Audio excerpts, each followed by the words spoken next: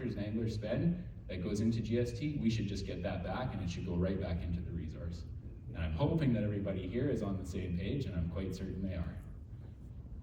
The last one, second last one, is the management of invasive species, which we have chronic wasting disease in the world of wildlife, we talked about mussels, and we talked about whirling disease.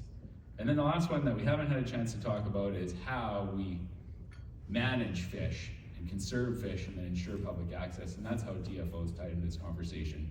So that's something I think for us in SFI to talk about, your board and your membership, to say, hey, what do you really want to see DFO doing to take care of fish and to take care of public access? So these are all things that, you know, we're just over a year out. We got to get on it, start promoting it. We've been to Ottawa 3 times. We were to Ottawa with SFI, and we got to start championing these ideas with every single party. And the reason for that is because in BC, if you look at the map federally, you're going to find a whole pile of ridings that are decided by 5,000 votes or less. A pile of them. And what we know is that there are 110,000 people that buy hunting licenses in BC every year. There are 275,000 people that buy saltwater licenses in BC every year.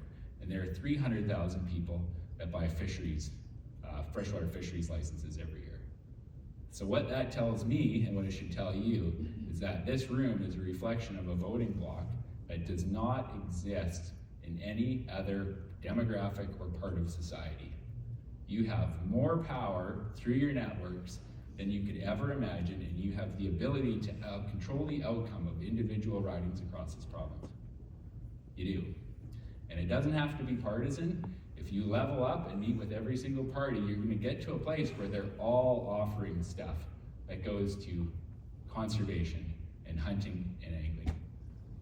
So that's a long story short. I really want you to feel like you're empowered. People always ask, what can I do? Well, we're gonna ask for maybe about 2 hours a year out of you.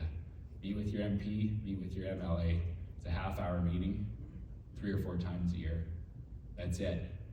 As we get close to the federal election, I'm sure SFI will be communicating out ideas, BC Wildlife Federation will be as well. Share it with your friends, share it with your family. I wouldn't be surprised if the 2 of us are on the island talking about issues related to fisheries and town halls before the next election as well.